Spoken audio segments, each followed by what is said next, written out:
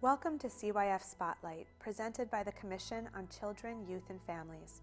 The Commission is a joint effort between the City of Farmington Hills and the City of Farmington. Its purpose is to foster a healthier community by focusing on our most precious resources, our children and our families. The Commission is made up of dedicated volunteers and community activists from all walks of life. Working together with other groups and agencies in the community, the Commission creates programs with one goal: to encourage a supportive environment where children, youth, and families are happy, healthy, educated, and safe, and have the opportunity to reach their full potential. The Commission is hosting this show to bring our focus and activities to the community. We welcome your input and support. You can learn more about our Commission at our website, www.cyf.us. According to the American Psychological Association's 2010 Stress in America survey, more than 3/4 of Americans cite money as a significant source of stress.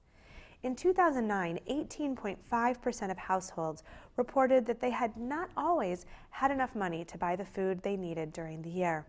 On today's CYF Spotlight, we are going to talk about economic stress on families. With me today are Dr. Nancy Liebler, co-author of Healing Depression, The Mind-Body Way, Creating Happiness with Meditation, Yoga, and Ayurveda. Welcome, Nancy. Hi. And Dr. Paul Melrose from the Samaritan Counseling Center, and you're a CYF Commission member. Yes. Welcome. Welcome to the show, both of you. So we're starting with a broad question about how the economy can affect families. What are your thoughts? The economy has an enormous effect on families, and especially now because we've had so much of an economic downturn in our state. So families are struggling with a different lifestyle, and they're struggling with ways to explain a different lifestyle to children. Well, when we say economy, we're talking about the cost of necessities, so prices rising. Certainly gas prices are unbelievable over the past few years. The cost of food, the cost of homes, can we keep our homes, those stressors, but of course driving all of that is employment, and whether or not one or two parents are employed, if a parent loses a job. All of these things are economic factors that can impact families for better or for worse. One of the things we spoke about off camera was that we become used to a certain lifestyle. And when we have a change in one or more of these elements, that leads to a change in our lifestyles, which may not always be bad, but sometimes can be quite threatening, right? Well, it depends on your perspective. If you're living at a lifestyle and all of a sudden you can't do, or it's harder to do without, that does cause a great deal of angst. Sure.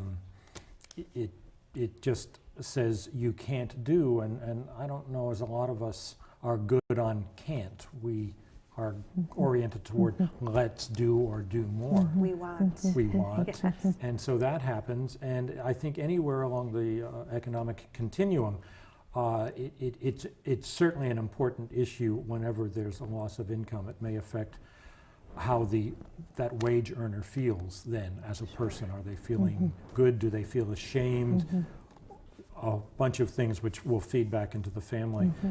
At different points along the financial spectrum, it creates more stress, such that family of lesser economic means then do make choices. Do I pay the rent?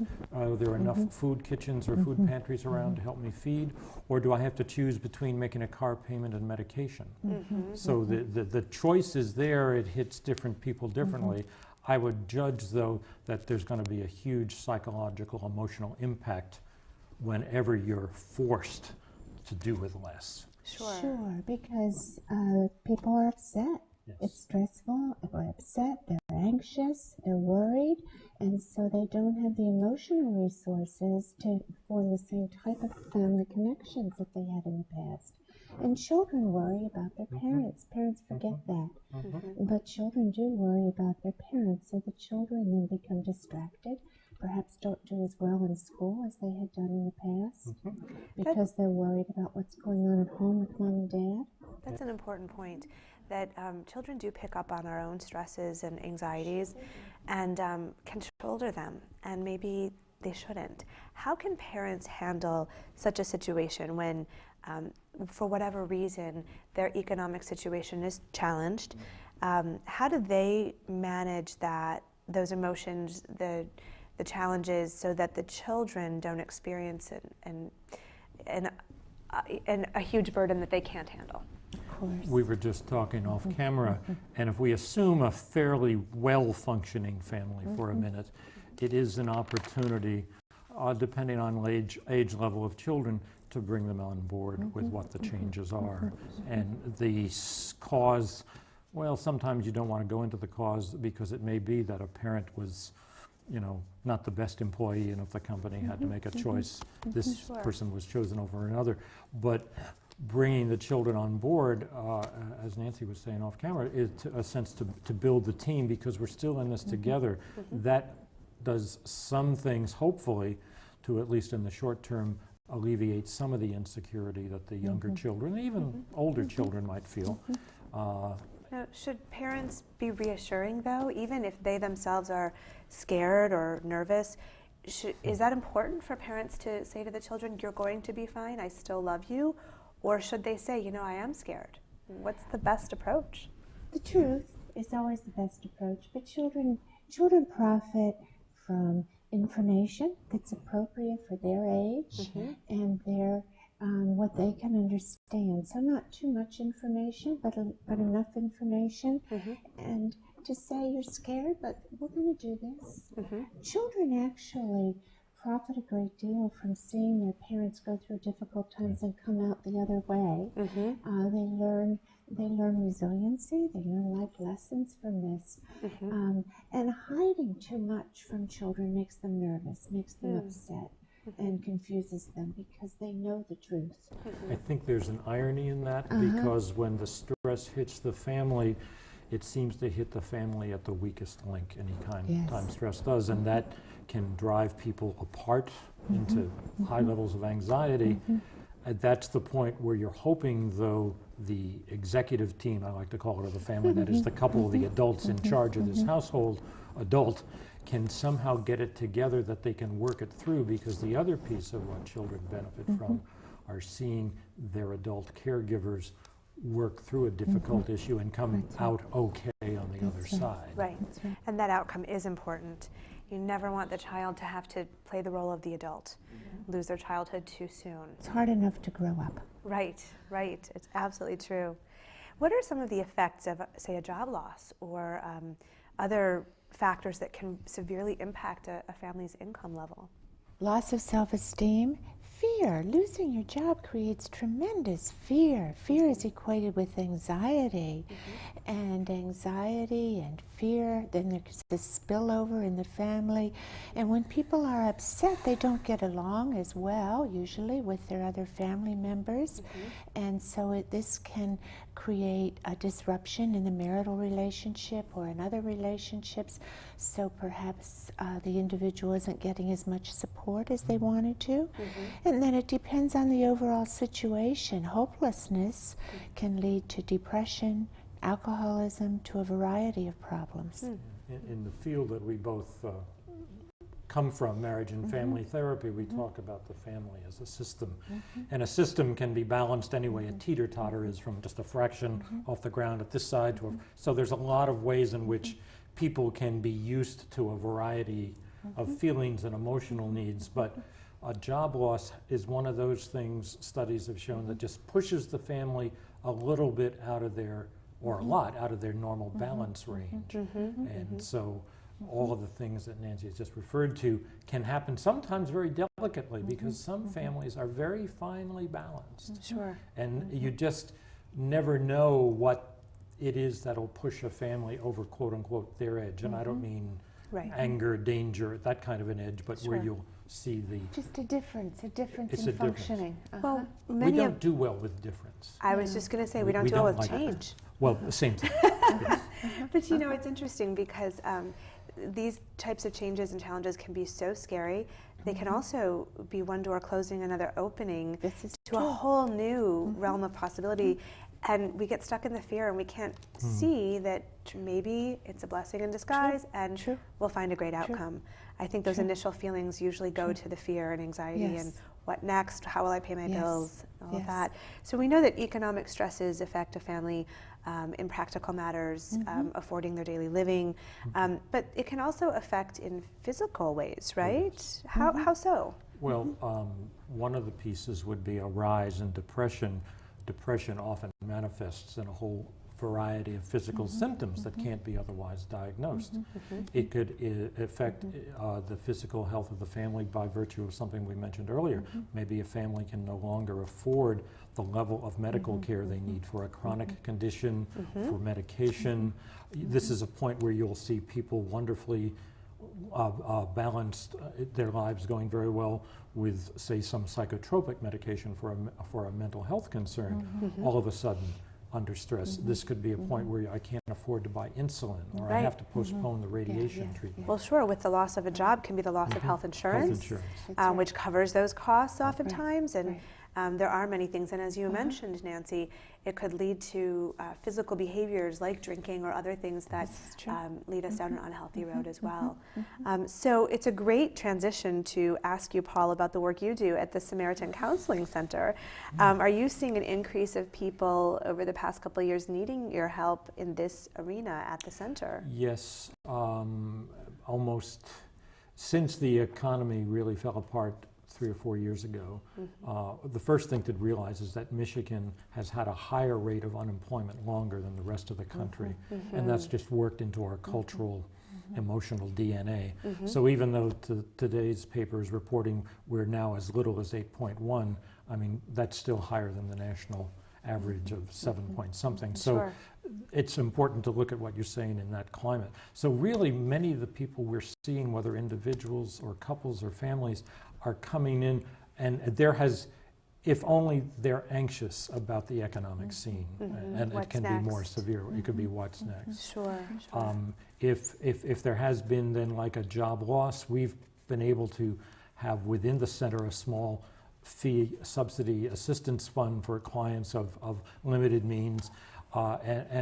This past year we just finished in 2012, that fund ran out a month before the end of the year. The previous year we had enough money to cover the entire calendar year. We have some new monies that'll kick in. So those are two very specific ways that I can report to you that of our 15 folks on the staff, we've seen that the economy has affected stuff that happens. And then the third piece I'd say is some people paying out of pocket then can't afford to stay as long as their issues might warrant or benefit.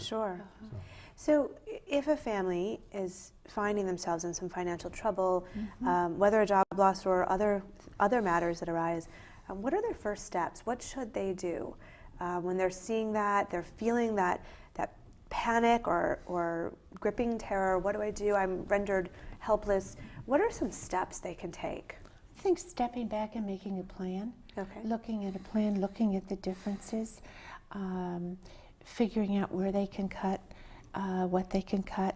I also think looking for support, going to counseling to get some support, or reaching out to family members for support, because for somebody to talk to, for somebody to speak to about what they're going through, to help them gain perspective, to do what they need to do to gain some objectivity on what's going on, so that they don't feel so caught up in a whirlwind or a constant turmoil, but to be able to step back and gain some objectivity. And with that will come some hope, some plan for how they're going to work through this and come out the other end. So some practical steps, as you said, could be to making a chart of your expenses for the past couple of months and seeing where you can eliminate things or spend less. And maybe that's a whole family conversation, which could empower the children to understand want versus need as well, but not in a scary way. It's a very practical, productive family project. It could possibly be to even look at a resume or CV and say, well, what are my skills? How am I marketable? What jobs have I done, and where could I go? And maybe looking at some help wanted ads and those practical steps. And a word of caution, the journey of people seeking new employment after losing a job is very problematic these days. There's Really? not the same match of skill sets to jobs available. Sure. A lot of people who would have matched have left the state to find a job. People seeking re-education at a later point in life, that's a real matter of choice for all kinds of reasons. Right. And while that's a useful step, many places that offer resume writing and stuff are also trying to be realistic. This could be a long journey. I don't remember all the statistics, but the number of people out of work longer than even under current law, the federal unemployment benefits is really quite significant. Okay. And so, Well, re-education is a very big thing nowadays, in some states more so than others. But I know lots of centers are cropping up where they're helping people to gain new skills that are going to make them marketable in the 21st century. A lot of that having to do with technology. So that you're armed for the new workforce. the other piece of the workforce that seems to be available are very low wage jobs. And it's really problematic for somebody who is maybe they're eking by with some combination of private work, appropriate unemployment and whatever.